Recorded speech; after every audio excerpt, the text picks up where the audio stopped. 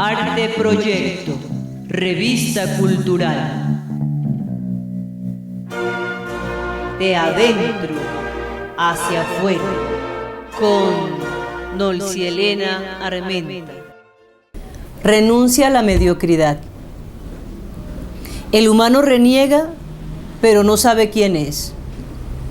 Juzga, pero no cumple. Ataca, pero degenera con su falta de razonamiento y verdad.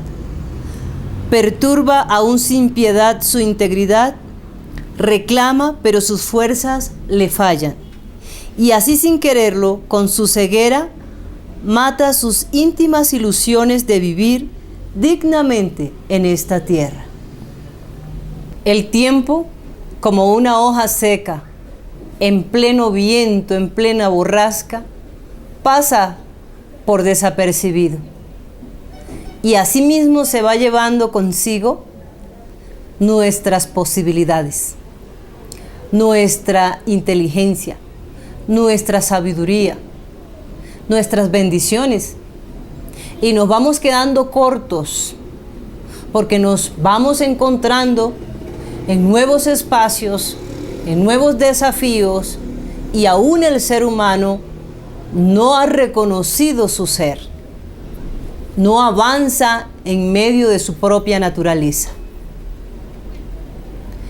Y se ha quedado atrás tanto que sus oportunidades ya no le pertenecen. Hacen parte de un mundo extraño, hacen parte de una incapacidad permanente que le hace y le convierte en un ser hostil, inútil, un ser indefenso, vulnerable, cuando en realidad en su ser interior guarda un potencial de valores, guarda un gran afecto dentro de sí que no ha reconocido ni ha aprovechado todavía.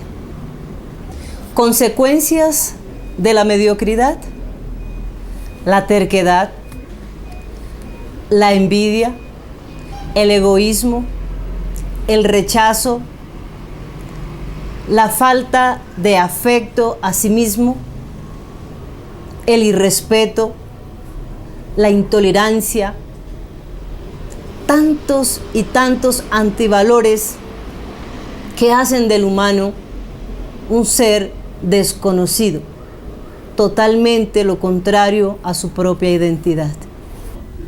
Justificaciones vanas que hacen del comportamiento y las actitudes un vicio, una pobreza inmensa de espíritu, una enfermedad crónica constante que convierte en ciegos o en ceguera la naturaleza humana. El ser humano no se quiere enterar de la grandeza que aprisiona en su ser. Siempre existirá una voz en el desierto pregonando una esperanza, esa solución increíble que todos necesitamos. Fundación Siembra.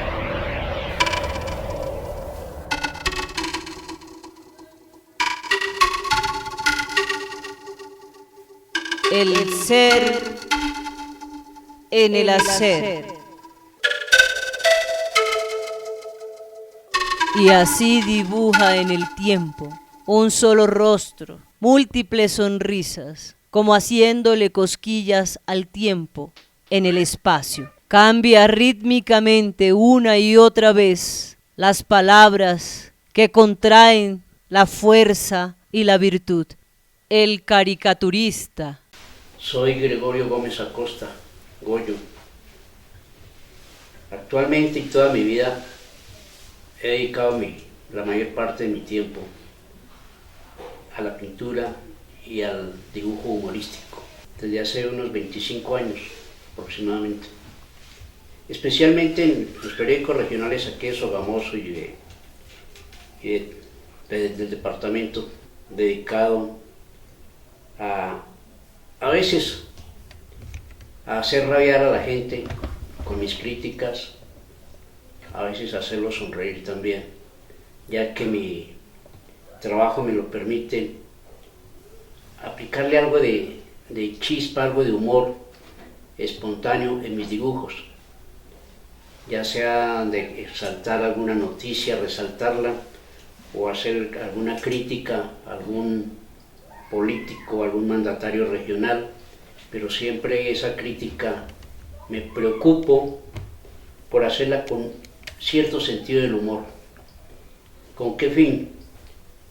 Con el fin de que la víctima o el personaje de la noticia no se ofusque porque se le está diciendo la verdad o alguna crítica constructiva.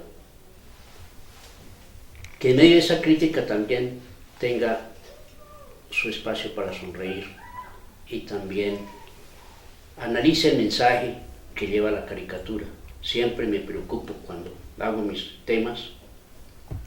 Pienso antes de iniciarlo el tema que ya lo tengo mentalmente esbozado. Me preocupa en primer término el personaje sobre el cual me voy a referir en el dibujo, en la caricatura. Me preocupa qué más personas, qué más público están pendientes de esa caricatura, quiénes la van a observar, quiénes la van a analizar, quiénes la van a leer. Entonces, en eso para mí son unos puntos muy necesarios e importantes para mí al hacer el dibujo de la caricatura. Goyo, el personaje, ¿cómo lo identifica? Goyo es un personaje que nació dentro del núcleo familiar de la familia Gómez Acosta y resulta que es consecuencia de un tío que estuvo mucho tiempo en la costa. En esa ocasión, como que fue a prestar servicio militar, y ahí ya en ese sector, en esa región del país, a los Gregorios los llaman Goyos.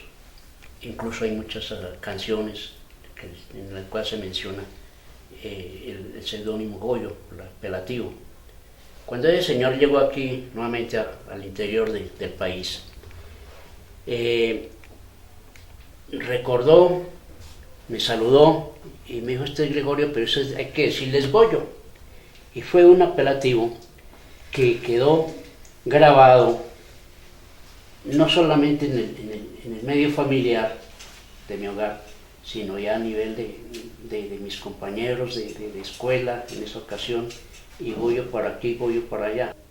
Posteriormente, cuando comencé a hacer mis primeras incursiones en el periodismo regional, pues necesitaba yo identificar mis temas para el periodismo con una firma, porque no me ha gustado que me identifique por mi nombre, ya que por muchas razones es mejor estar uno no tanto a la luz pública, sino desde mi escritorio, desde mi mesa de dibujo, hacer mis temas con plena libertad, sin ninguna presión de nadie. Entonces eso me implicaba a mí firmar con un seudónimo.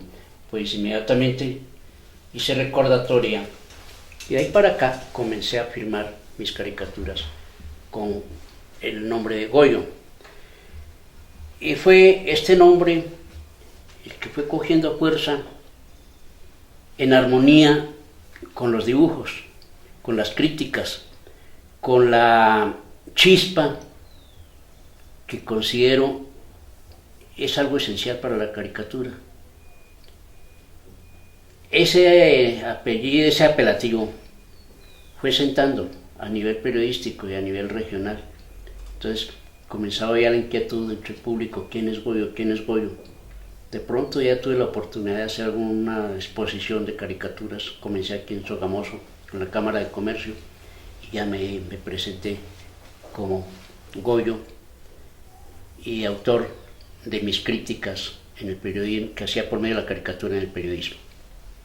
El saber.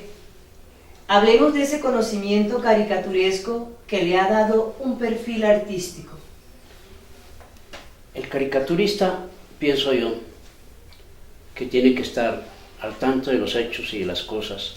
Tengo que estar informado sobre historia, sobre la historia política, sobre la cuestión religiosa, sobre muchos antecedentes culturales que son parte del patrimonio nuestro, los cuales me han llevado lentamente a tener un vínculo con la cultura para poder referirme a temas sobre la música, sobre la cultura, sobre la historia, sobre arte, sobre política, que todo eso conforma la noticia y lo que compromete no solamente al caricaturista, sino al lector para estar informado por medio de la caricatura. ¿Cómo ha sido ese despliegue social, ese despliegue humorístico? Desde que Goyo salió a la luz del periodismo, he tenido la fortuna de que mis trabajos siempre llaman la atención, no solamente por la particularidad que tiene mi línea en cuanto al dibujo, sino de pronto por sus temas que comprometo en cada crítica, o en resaltar la noticia del momento, o el personaje del momento, el que hace la noticia. Esto me ha valido para hacerme conocer en un proceso lento, pero que va con paso firme, y lógico que ese proceso ha sido de tiempo atrás. Goyo, ¿qué tipo de bendiciones le ha traído la caricatura? Pues gracias a Dios, la Divina Providencia ha sido muy generosa conmigo, que me ha traído muchas bendiciones. La caricatura me ha traído unas oportunidades, no solamente laborales, sino de tipo social, porque me ha abierto puertas en otros espacios, me ha abierto fuentes de trabajo en otros medios de comunicación, no solamente aquí de Sogamoso, sino de otros departamentos. Y por consiguiente, Dios ha sido muy generoso conmigo, porque es un trabajo que lo hago con mucha libertad, lo disfruto haciéndolo, desarrollándolo diariamente, desde que me levanto, me siento aquí en mi mesa de dibujo, aquí estoy al tanto de la noticia, escucho las noticias radiales o por televisión, las observo, y ahí me nacen los temas para desarrollar mi actividad, la cual me ha obsequiado muchas bendiciones, que me ha brindado este trabajo, este oficio del dibujo de humor. ¿Dónde nació Goyo? ¿Cómo era su actitud, su modo de pensar en su niñez? Pues mi niñez la pasé muy dichosamente al lado de mis abuelitos, que me quisieron mucho, y al lado de mis papás, aquí en el vecino municipio de Monguín.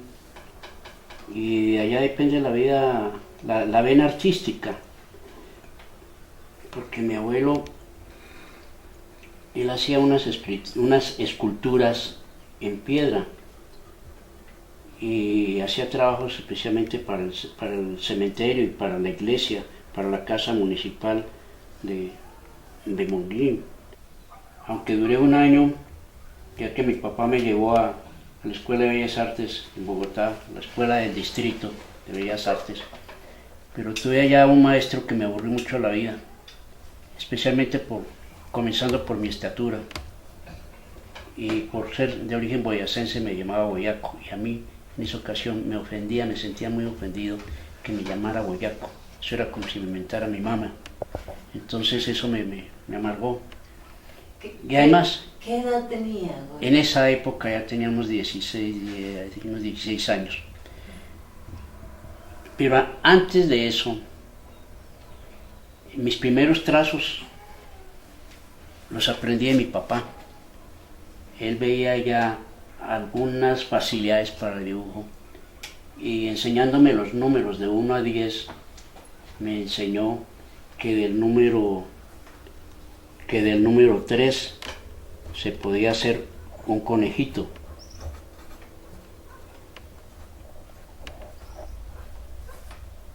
que del número 4, un ratoncito, que del número 7 hacíamos la bandera, el tricolor nacional, que del número 5 hacer una manzanita, así sucesivamente.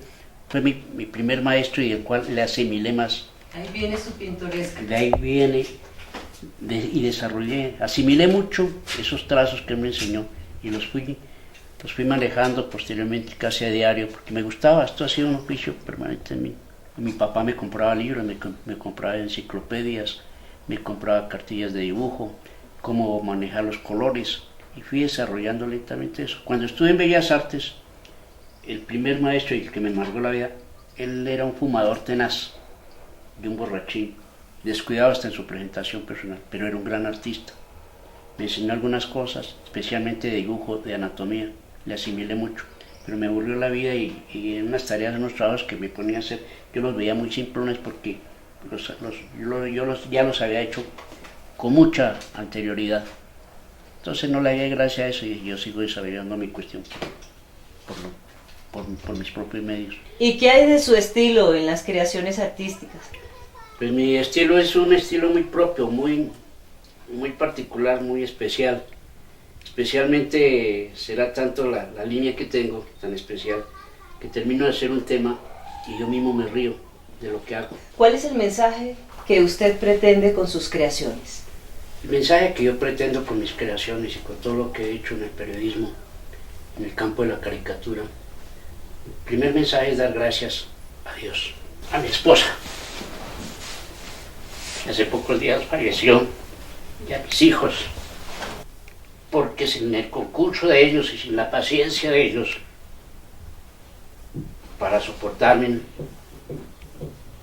porque este oficio no me da plata, pero sí me ha dado otras cosas, como es la integridad familiar, el aprecio, el afecto, el respeto de mis hijos y de mis hermanos, el cariño permanente de mi esposa y su paciencia para conmigo.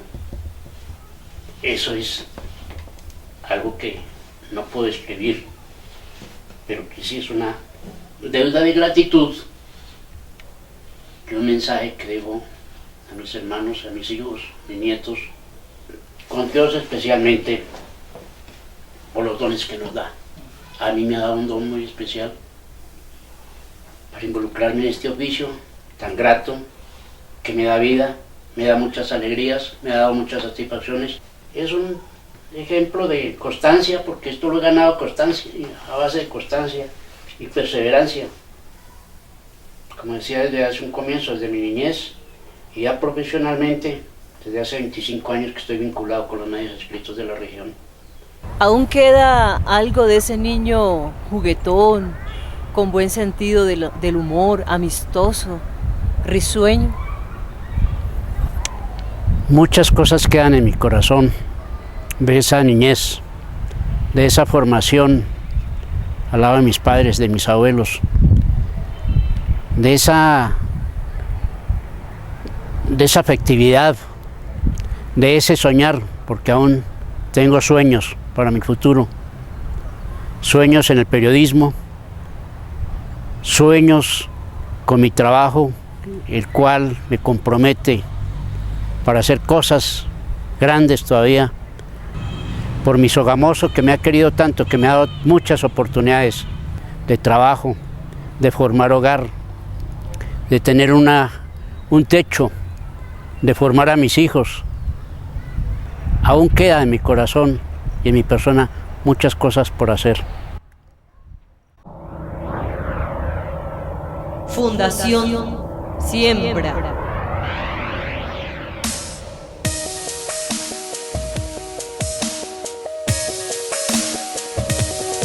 Atino. Conduce Nolcielena Armenia. En Atino nos acompaña Luis Miguel Barrantes Dizzi, un hombre inquieto, un gestor cultural, un artista, un hombre con unos pensamientos trascendentales, críticos reflexivos frente a la vida. Bienvenido, Luis Miguel. Gracias, Norsi. Gracias por invitarme a este espacio y poder hablar de cultura y pues de ese sentimiento que nos mueve por nuestra tierra. Miguel, ¿de dónde surge ese ser sensible e inquieto por la vida, de crear nuevas propuestas? Pues siempre yo creo que desde la adolescencia prácticamente. Pues la adolescencia es una etapa donde uno empieza a descubrir muchas cosas, empieza a interesarse, que además de lo que lo conmueve uno, lo mueve a uno en la juventud, como es tener novia, la rumba, hay otras cosas, además de eso, interesantes, como la historia de la música, la pintura, en fin, muchas cosas, la literatura, ¿sí? El leer. Yo tengo prácticamente esa parte de la inclinación hacia las propuestas culturales y artísticas es por mi madre. Yo siempre vi escribir, no escribir sino leer, a mi mamá siempre la veía en las tardes leer, y también ella compraba música, sobre todo música latinoamericana, y la que en una época fue llamada la música protesta.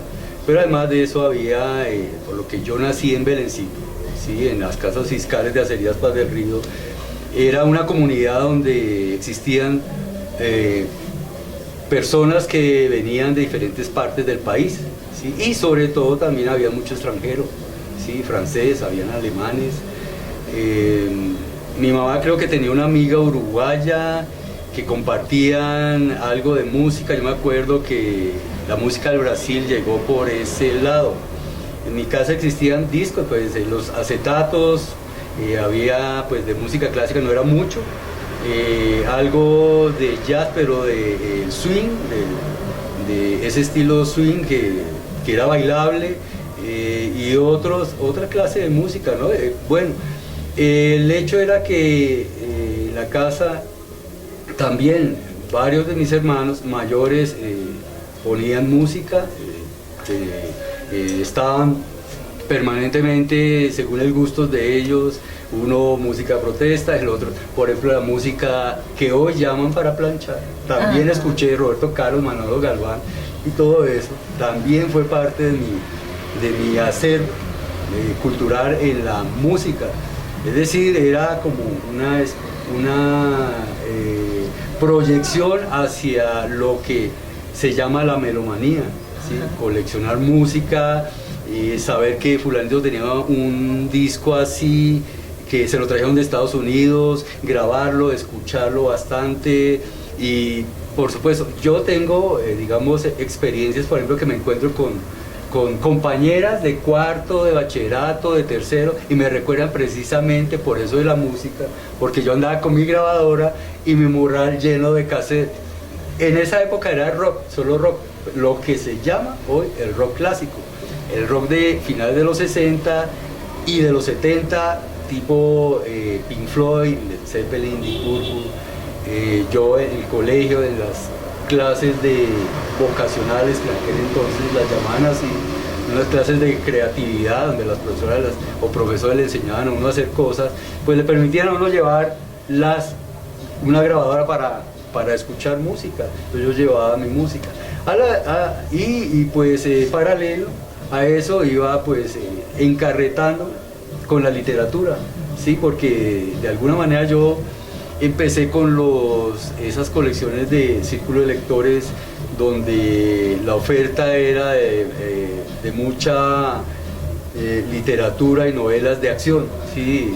Eso, entonces en un momento dado mi mamá empezó como a direccionarme hacia la literatura ya más de los premios Nobel, por ejemplo Sartre, Camus, acá en Colombia, Pedro Gómez Valderrama, me acuerdo, es La otra raya del tigre, es un libro muy bello. Y cosas que en este momento, o libros que en este momento se me escapan, pero por ejemplo lo que fue Kafka, Sartre y Camus, en bachillerato eran como mis pasiones, porque sus personajes se acercaban mucho a mi forma de ser, es decir, esa forma como muy existencial, los personajes eran muy solitarios, reflexivos. Entonces yo de alguna manera no trataba de imitar a los del cine, sino a los que yo leía en la literatura. Y eso fue de alguna manera permeando. Y bueno, a veces uno se inventaba estados, digamos, como depresivos o existenciales, ¿sí? Pero el cine hace parte de ese proceso también. Eres Claro. amante al cine. Claro, digamos un antecedente del cine son las artes plásticas, es decir, la pintura. ¿Sí? Desde muy pequeño era eso, se convirtió en una pasión porque mi madre también, ella viajaba cada tanto a Bogotá a las exposiciones que se daban, pues estoy hablando de la década de los 70, ella viajaba, iba sola, recorría galerías, librerías y llegaba a la casa con libros y sobre todo catálogos y postales de pequeñas reproducciones de las grandes obras de arte que vendían y pues en la pinacoteca de Colsubsidio en Bogotá, que aún siguen vendiendo. Ella pues traía bastante material y lo dejaba prácticamente a disposición de nosotros. Éramos pequeños, nosotros mirábamos, de pronto no sabíamos mucho sobre eso, pero poco a poco fuimos viendo estas reproducciones, y sobre todo son no tanto oleografías, sino litografías. Hay dos pintores que sí fueron fundamentales, digamos, en la formación visual mía, que fue Van Gogh y Gauguin, ¿sí? Los pintores holandés y el pintor francés Gauguin, ya que mi mamá, de alguna manera, por ser extranjera, era chilena, amó mucho a Colombia y sobre todo a Boyacá y sus expresiones culturales. Entonces yo lo que veía en mi casa era, por ejemplo, reproducciones de esas litografías de la época de Gauguin en Tahití, de esas indígenas, de esas pieles curtidas y cobrizas, de ciertas también cuadros de reproducciones de Van Gogh, y ella en lo que podía le explicaba a uno esas cosas. Desapercibidamente, digamos, no obligadamente teníamos que aprenderla, pero estaban ahí. ¿Sí? Y se iban uniendo. Sí, eso. Y por otro lado eran los chorotes de barro, los canastos y eso. Y yo veía que mi casa, es decir, llena de artesanías y cosas, era muy diferente a la casa de mis amiguitos. Y es como, para confesarlo así, a veces como que me da pena invitar a mis amiguitos a la casa, ¿sí? Porque las artesanías, en otras casas uno veía pues unas lámparas muy finas y eso. Mi mamá era por sus esteras, por esas cosas, porque amaba mucho, donde fuera, llegaba con canasto y eso. Bueno, por un lado, fue alimentando mucho esa educación visual. Después ya empezó como con el cine, ¿sí? La televisión, por ejemplo, películas de cine que transmitían por televisión. Ya pues, allí en Belencito existía un teatro que se llamaba La Colada, y yo pues por supuesto no me perdía las funciones, que era entre semana, creo que una vez a la semana, una función entre semana y una de los fines de semana, y por supuesto el matinal, los de los domingos, y eso también contribuyó mucho a eso. Posteriormente ya en la universidad, pues allá prácticamente funcionaban cineclubs casi en todos los horarios, en la mañana, al mediodía, en la tarde, en la noche, en diferentes facultades, tenía unas alternativas para eso. Pero había una cosa que es fundamental, es el interés que tiene uno, es decir, la pasión por tratar de descubrir algo, no que le estén diciendo, o que de pronto la novia dice, vamos, aunque sí es cierto que alguien lo engancha o lo lleva y le enseña a ver esas cosas. Yo ya tenía cierta formación, porque en realidad yo en la universidad no participé ni en política, movimientos, nada de eso. A mí me interesaba era las artes plásticas, el cine, la música. Ya venía Eso. contigo. Sí, ya venía todo eso, venía conmigo. Y por ejemplo, lo del rock, después me encontré con el jazz y después con el blues. Fue un proceso muy interesante porque en la realidad, en la historia de la música, primero fue el blues, después el jazz y después el rock. Yo empecé de adelante hacia atrás, y fue un proceso interesante porque además, como yo estudié sociología, soy sociólogo, eso me dan herramientas para poder analizar todo ese proceso. todo ese proceso. Y hasta el día de hoy puedo decir que aquí en Boyacá y en la región de esta región de Sogamoso y Duitama, Paipa, todo, yo creo que he sido el primero que he hablado de jazz en radio, he dado conferencias sobre jazz, porque he aprendido bastante cuando estuve yendo en Bogotá, la Luis Ángel Arango, las conferencias que se daban allí, se llamaban los viernes del jazz o a veces los sábados del jazz. Me acuerdo del conferencista era Oscar Gómez Palacios, un tipo que vivió en los Estados Unidos, entrevistó muchos músicos de jazz.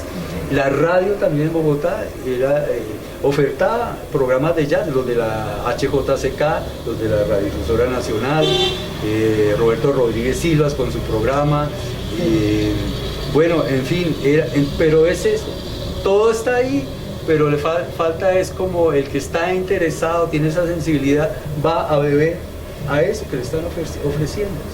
¿Sí? Miguel, eres una diversidad cultural andante. Eres un país que está preñado y que pare cada día nuevas alternativas. De todas formas, ese proceso que tú fuiste generando durante el periodo artístico, digámoslo así, en el que pudiste experimentar tantas cosas, te llevó a un punto especial, que es el de la gestión cultural, esa inquietud por fomentar los valores humanos de alguna manera, sensibilizando a partir de esos sentimientos artísticos. ¿Cómo fue ese proceso? Pues hay una cosa que es muy importante. Primero es saberse uno, digamos, involucrado en el desarrollo cultural, ¿sí? Saberse uno un personaje o una persona sensible hacia las manifestaciones artísticas, culturales de cualquier comunidad, ¿sí? Todo eso, digamos, y el conocimiento que uno ha adquirido, no sé, es como una señal de la vida que le indica y le dice que uno, ese conocimiento y esa experiencia, de pronto sí le sirve a uno para seguir siendo muy sensible, involucrándose con la gente de la cultura, pero que tiene que compartirlo, ¿sí? Porque no sirve, es decir, compartirlo a través de o hacer cine, o hacer música, o escribir, o hacer artesanía, o de alguna manera eso, a través de eso, porque ese es eso lo que uno hace, el quehacer, le tiende un puente hacia la comunidad, Ajá. Y bueno, hay, por ejemplo, acá en la región, hablando específicamente sobre, digamos, el Cineclub, ¿sí?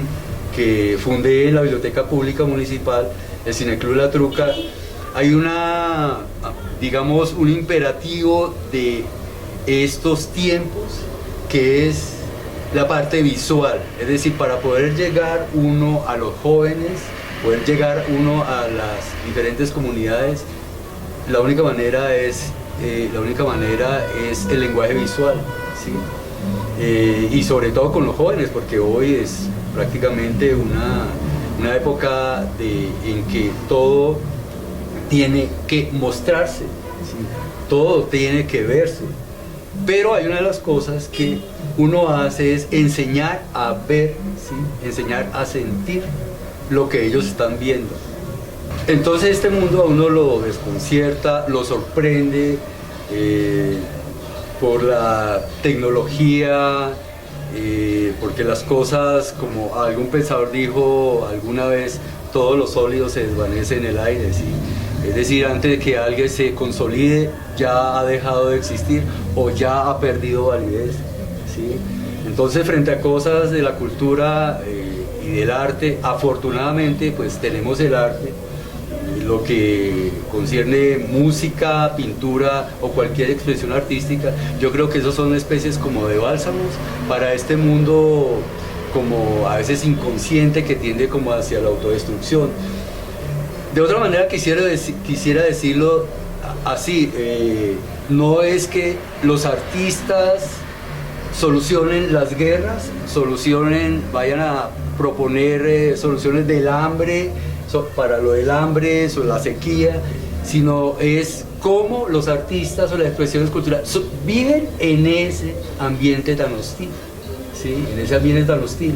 Entonces, yo creo que los artistas y los que tienen alguna capacidad de expresión en el arte y en la cultura, digamos, tienen muchas condiciones para poder sobrevivir, digamos, en esta sociedad que de alguna manera pues tiende hacia el consumo, hacia lo banal, y que en realidad pues de una manera nos deja algo como experiencia, ¿no? Un amor impresionante por lo tuyo.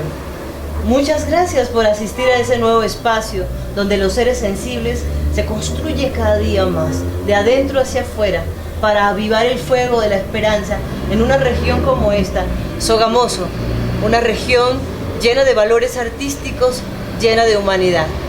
Oye, Natino, muchas gracias. Muchas gracias, Luis.